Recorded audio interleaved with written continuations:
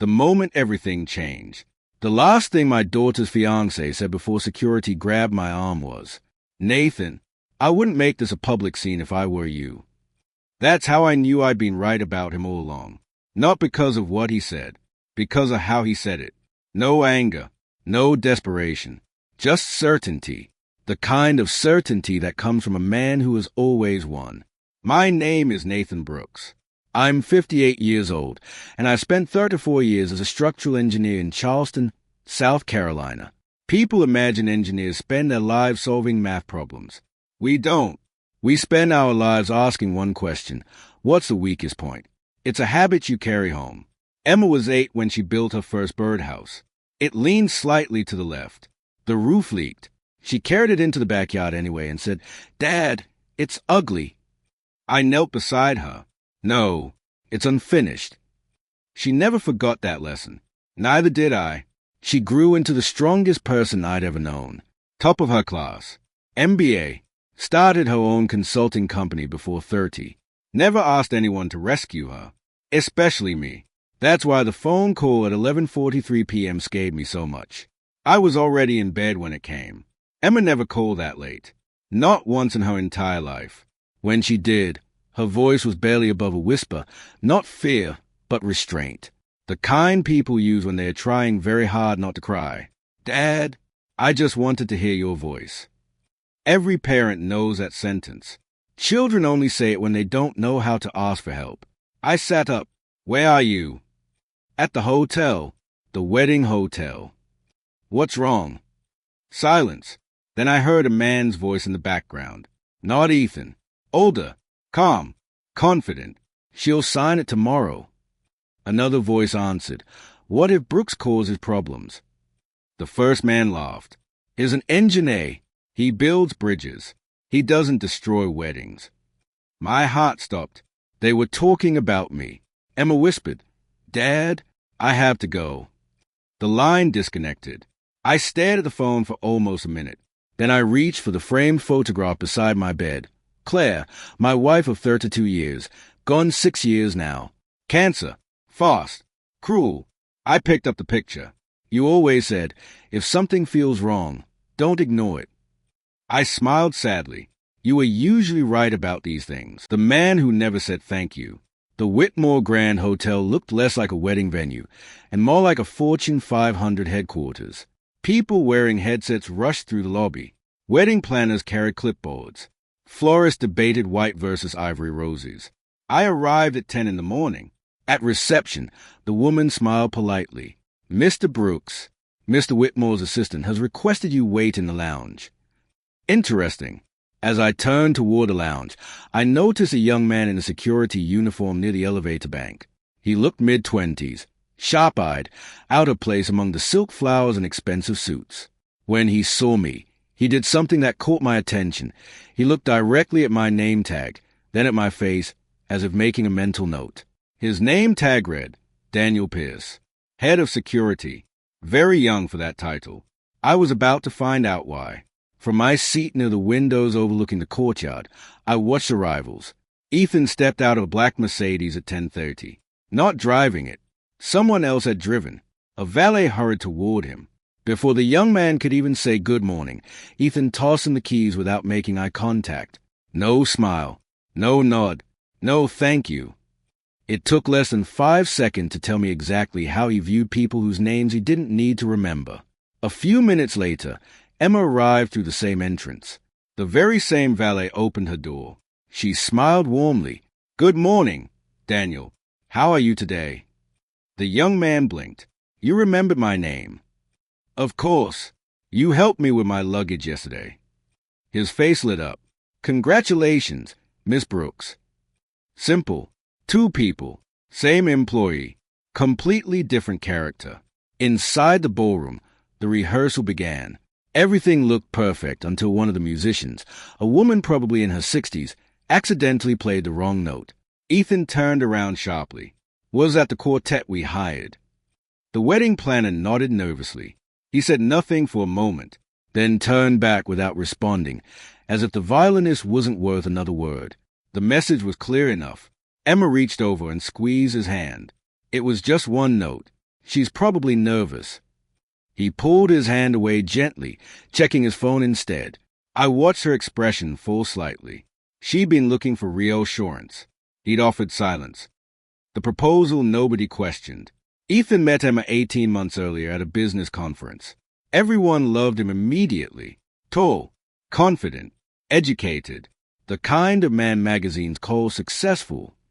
The first time I met him, he shook my hand and looked directly into my eyes. Emma talks about you all the time. Perfect. Too perfect. 3 months into their relationship, we had dinner at a small Italian restaurant. Our waitress looked nervous, probably her first week. She accidentally spilled a little wine near Ethan's sleeve. Before she could apologize, Emma smiled. It's okay. Accidents happen. Then Ethan simply pulled out a dollar bill and placed it on the table without looking at the waitress. He returned to his meal immediately. Emma stared at him. What was that? He glanced up. What? That was unkind. He shrugged and returned to his plate. She'll do better next time. People respond to consequences. The waitress never came back to our table. Emma pushed her food around her plate for the rest of dinner. When she tried to engage him on it later, he simply said, You're too soft sometimes, Em. That's not criticism. It's just true. And she let it go. I watched him dismiss her concern like it was nothing. Like her instinct to be kind was a character flaw. But here's what I didn't tell Emma that night. I watched Ethan's face when she defended the waitress. For just a moment, something flickered across his expression. Not anger, irritation, the look of a man who wasn't used to being questioned. Over the next year, little moments kept appearing. Emma remembered every employee's name. Ethan never tried. Emma thanked janitors. Ethan walked past them. Emma asked valets how their day was going. Ethan checked his watch. Nothing dramatic. Just hundreds of tiny decisions revealing exactly who he believed deserved respect. Emma noticed. I could tell. But love has an incredible ability to negotiate with reality. You don't ignore red flags. You rename them. He's stressed. He's tired. He's under pressure. Then one day, there are too many excuses and not enough truth. I was in the lobby when I saw Richard Whitmore across the marble floor. He was talking on the phone. If Brooks asks questions, delay him. Emma signs before 4 o'clock. After that, it won't matter. He ended the call, turned around. Our eyes met. He smiled, the kind of smile people wear when they think the game is already over. I realized in that moment, this wedding wasn't about marriage anymore. It was about control. The document she wasn't supposed to read. After lunch on the terrace, Emma found me walking through the gardens. She slipped her arm through mine. You saw what happened with Ethan and the waiter. I saw enough. She sighed. He wasn't always like this. Wasn't he? She didn't answer. A woman in a Navy business suit approached us. Miss Brooks? I'm Melissa Grant, Senior Counsel for Whitmore Holdings. She handed Emma a leather folder. We've updated tomorrow's documents. Emma frowned. I thought everything was finalized. Melissa smiled professionally. Just a few revisions. I glanced at the cover page. Confidential marital asset and family governance agreement. Not a prenuptial agreement. Family governance agreement. Emma opened the folder. The first few pages looked ordinary. Assets, property, financial disclosure. Then she stopped turning pages. Her face slowly lost color. What is this? Melissa calmly answered, page 32. Emma read it again, then looked up. It says, if we divorce, I lose voting rights in my own company. My company. The company I started before I even met Ethan. Melissa folded her hands. That clause is standard within the Whitmore family. Standard? No, it was control. Emma slowly closed the folder. Has Ethan actually read this? Melissa hesitated. Just long enough. Mr. Whitmore trusts our legal team. Emma's eyes narrowed. So, he hasn't. That night, I couldn't sleep. Around 1 a.m, I found Emma sitting alone on a bench near the fountain in the hotel gardens.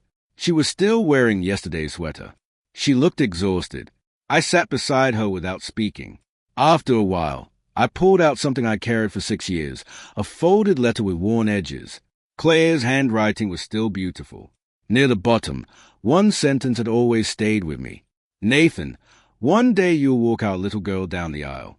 Don't spend that day worrying about losing her. Smile, because she'll only marry a man who makes her feel as safe as you always did. Neither of us spoke. Emma wiped away a tear and whispered, Dad, I don't feel safe anymore. I looked at my daughter.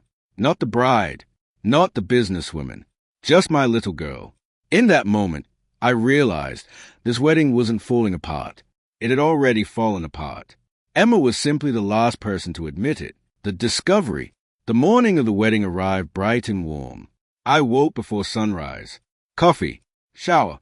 The same navy suit I'd worn to Emma's graduation. I had no plan, only instinct. I ran back to the hotel. The bridal suite was on the 3rd floor. Emma answered my knock immediately. Dad, come in. The room looked beautiful. White flowers, champagne, the wedding dress hanging near the window. Everything perfect except Emma, sitting on the floor in a white robe, eyes swollen from crying. I sat beside her without asking questions. Sometimes fathers just sit. After a few minutes, she whispered, I went to find Ethan, to talk to him before the ceremony. But he wasn't in his room. I heard voices coming from Richard's suite. What happened? They were arguing. I only heard some of it through the door. She looked at me. Ethan said he needed to call it off. He said he couldn't do this to me. And do you know what Richard said? I shook my head. He said, You think you have a choice? Whitmore Holdings has already borrowed $50 million against a combined asset portfolio. The moment this wedding is called off, the company is finished. Your mother's trust is finished. We're finished. And then he said, You made a commitment to this family. You're going to honor it. Emma covered her face. He's not even marrying me by choice. Dad, he's marrying me because his father won't let him leave. My chest tightened. This changed things in a way I hadn't expected. Emma pulled out her phone with shaking hands. But there's more. She showed me a text conversation between Ethan and Marcus from late last night. Marcus, if she refuses to sign. Ethan, she won't. My father made that clear. Marcus, and if Brooks convinces her? Ethan, then security has instructions. He won't make it into the ceremony. There it was. The proof. He knows it's wrong, Emma whispered. He knows his father is forcing him. And instead of breaking free, he's making sure I can't leave either. She looked up at me, so I don't know what to feel. He's a victim, and is also the man planning to remove my father and trap me in a contract I didn't read. He's both, Dad. He's both. Someone knocked. 3 short, professional knocks. The wedding planner stood outside, terrified. Mr. Brooks, Richard Whitmore has instructed security to escort you off the property before guests are seated. He told everyone you're emotionally unstable and might interrupt the ceremony. Emma stood up immediately. What? Silence filled the room like concrete. She walked to the wedding dress, looked at it, touched the sleeve, then quietly asked, Do you know what hurts the most? I didn't answer. I would have believed him if I'd never known you. She smiled through the tears. My whole life, you taught me that respect is something people earn, not something money buys. She reached behind the dress and pulled out the leather folder containing the wedding agreements. She opened it, page after page, then stopped. There, near the end, a schedule, a timeline, signed by Richard, signed by Marcus, and signed by Ethan. At the bottom, bride's father removed from venue before guest seating. Emma stared at his signature. Then she slowly closed the folder and walked to the mirror. She looked at herself for a long time. Without saying a word, she reached up and removed the engagement ring. She placed it carefully on the dressing table. Not angry, not dramatic, just certain. The walk down the aisle. By 3 o'clock, every seat in the glass chapel was filled. 500 guests, business leaders, politicians, television cameras, everyone dressed for the wedding of the year. The string quartet played softly. White roses lined the aisle. The ocean shimmered through floor-to-ceiling windows. It looked perfect. It was built on a lie. At the altar, Ethan stood motionless. He looked pale. He looked like a man waiting for a sentence to be read. Richard sat in the front row, checking his watch with practiced calm. He'd handled 1,000 crises. He would handle this one. Near the entrance, I stood alone, not hidden, just quietly waiting. Daniel, the head of security, walked over.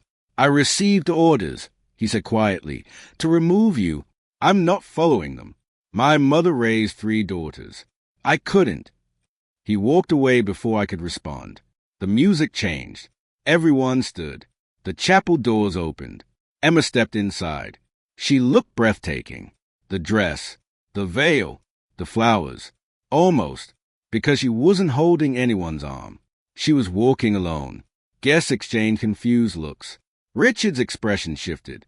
Not much, but his hand tightened on the armrest. Halfway down the aisle, Emma stopped. She turned, looked directly at me. Dad, her voice echoed. Will you walk with me? The chapel gasped. I walked toward her without hesitation. She slipped her arm through mine. Together, we continued toward the altar. Richard stood immediately, not casually, with purpose. He stepped forward, moving to intercept us. Emma. His voice was still calm, still controlled, but there was steel underneath. Perhaps we should speak privately before. No, Emma replied quietly, not stopping. There's nothing private left. Richard's jaw tightened. He turned toward the officiant. I'd like to postpone this ceremony. There are some legal matters that need. My daughter is the only one who needs to speak, I said. Richard looked at me for the first time that day. Really looked at me, like I was something he could crush if given enough time. This is not your concern, he said coldly. She's my daughter. Not anymore. The words hung in the air like poison. We reached the altar. The officiant looked terrified. Should we wait for clarification? Emma took a breath. Who gives this woman in marriage? He asked, trying to push forward. I give myself, Emma answered. She turned toward Ethan. For the first time, she looked directly at him. Really looked at him. I heard what your father said to you this morning. Ethan's face went white. I heard him tell you that you had to go through with this because the company would fail otherwise. That you didn't have a choice. Ethan opened his mouth, closed it. And I want you to know something, Emma continued softly. That doesn't make this okay. It makes it sadder, but it doesn't make it okay. She pulled the engagement ring from her bouquet. You had a choice, Ethan. You could have told me the truth. You could have said, my father is forcing me into this. You could have trusted me with that. Instead, you agreed to have my father removed. You agreed to trap me in a contract I didn't understand. You turned my life into collateral damage. She held out the ring. Ethan didn't take it. He stood frozen. I'm not angry at you for being trapped, Emma said. I'm angry at you for trapping me too. Richard stepped forward again. This wedding is not over until I say it's over, he said, his voice cutting through the chapel.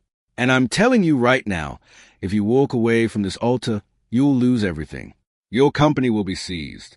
Your assets will be liquidated. You will own nothing. Emma looked at him calmly. You can't do that. Watch me. No, she said. I mean you literally can't.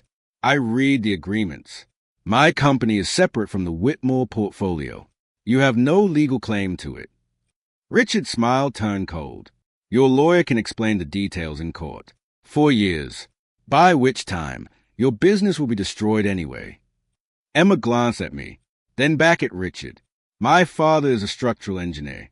He taught me that before something collapses, it shows signs, small cracks. Your foundation is cracking, Mr. Whitmore, and I'm not going to stand here while you bury everyone who threatens it.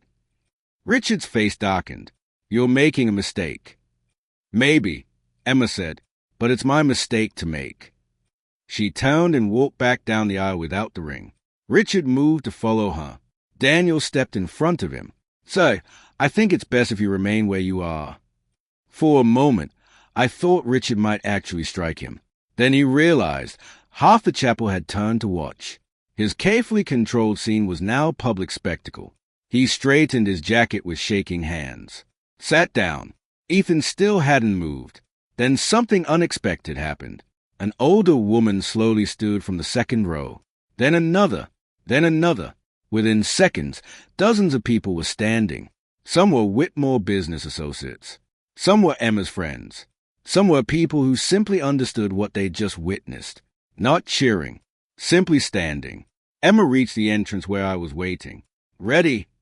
I asked. She nodded. We walked out together. Behind us, Richard sat in the front row of his perfect wedding, in his perfect chapel, in his perfect city, and none of it mattered anymore. As we reached the doors, I heard Ethan's voice, not loud, not commanding, just broken. "Emma, I'm sorry." She stopped, didn't turn around. "I know," she said softly. "Being sorry doesn't change what you did." She took my arm, and we walked into the sun. 6 months later, spring arrived in Charleston. The porch at my house smelled of fresh coffee and jasmine. Emma was sitting across from me, laptop open, laughing, really laughing. Her consulting company had doubled in size, not because of the Whitmores, because clients trusted her integrity. One morning she smiled and said, "You know something?" "What?" "I used to think the bravest thing I'd ever do would be getting married. Now I know the bravest thing I ever did was refusing to marry the wrong person." I nodded. "Your mother would have been proud." "So am I," she said. She reached across the table and squeezed my hand. For a long moment, neither of us spoke. We didn't need to. Some endings don't feel like endings. They feel like beginnings.